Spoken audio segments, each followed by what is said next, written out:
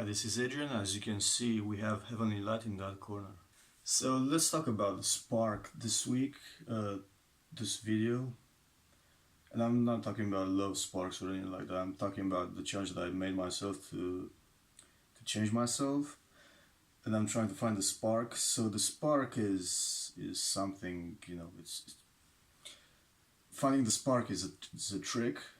If you've been so worn out and burned out and through depression and stuff that have changed you, the spark is something weird and hard to come by again. I'll give you an example. I used to study Japanese in university. I studied Japanese in university, and the first year and a half, I was on it. Even though I was a beginner, I was really on it. I was in the top of my beginners group, and then something changed, like something clicked or declicked or something, I don't know. Maybe it was burnout, maybe it was something else. And after that the other half of the second year, I just barely flew, barely hanged on to pass the year, and I don't know why that was. In the third year, I barely made it. I tried to get back into Japanese more gradually, and did not work as well as I had hoped. Something changed. I'm not sure what changed, but it did change. And I kind of feel, I'm sure some of you have experienced something like that in the past, where you just go along for the sake of it, just to hopefully maybe you'll finish something and something good will happen after that. Sometimes it doesn't. In my case, it did not. I still know a bit of Japanese, but it did not happen. That nothing great happened. Nothing majorly good happened, to be honest. It's just, just sloshed around, and that was it. That's not a cool feeling. And this is what I'm trying to make right now, to find the things that, because sometimes you do enjoy stuff and you realize that maybe you're not cut out for them, or you're not enjoying them as much as you wanted to, or you enjoyed them in the past or something like that.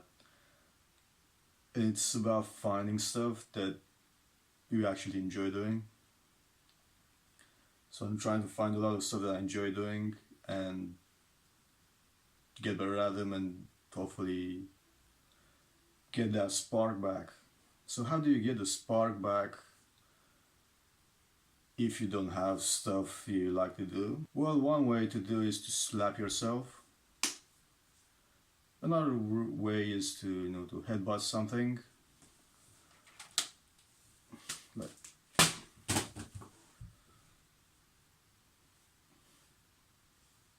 Another way is to maybe scream in the pillow until you lose your voice, like oh, oh, oh, oh. Although I did say scream in the pillow, I don't know why I howl like a wolf, but Other ways are to see motivational videos, but that's only just a little bit of you watch it, you get a slight buzz, and if you don't pick up on the buzz, it goes away, and that's it. And speaking of buzzes, I howled like a wolf just now, and probably some flatmates were like, what is this guy doing? I did that one time as a comfort zone challenge, like I did the last time on the street, Trafalgar Square. I actually went in an Apple store and I did that, and it was such a massive buzz. I'm probably one of the best buzzes I've had in my life. I felt really like no motivational video can overcome that, can bring that, I don't know, you have to do it to feel it. That's basically it. And if you can't howl can howl in a shop or something, I don't know. I get buzzes like that when I go on stage, or I used to get those buzzes when I went on stage. It's pretty much a different kind of feeling, and I totally recommend you do something like that to get a certain particular buzz even once. I don't know, maybe you're in a park and there's nobody around, and if you don't feel if you don't feel comfortable with people around, you just can go and, you know, howl, or maybe you do go like this, and people will look at you like, which is true, probably, but then again, that person, those people will just walk around and forget about you in the next within the next 2 minutes, or 5 minutes, or 10 minutes, and that's about it. Whereas you'll be just yourself, having a slight buzz, feeling like, you know what, I was like Tarzan in the jungle on the streets. Normal day. I did a challenge one time before I met those people and did challenges with them. I did one, and this is well, it's I basically walked on the street like this, you know, as if the cops were chasing me or told me to stop, and I walk like this.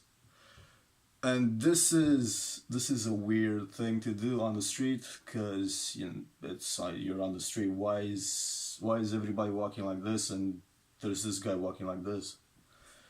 But basically, there were people watching me, and I did not care. And that was the thing about comfort zone challenges, because comfort zone challenges, they may seem juvenile. Some of them seem juvenile, but they're actually a way to break out of yourself, out of your adult self. Because when you're a kid, when you're kids, you just say and do anything, like the most random stuff. You just do it, you know.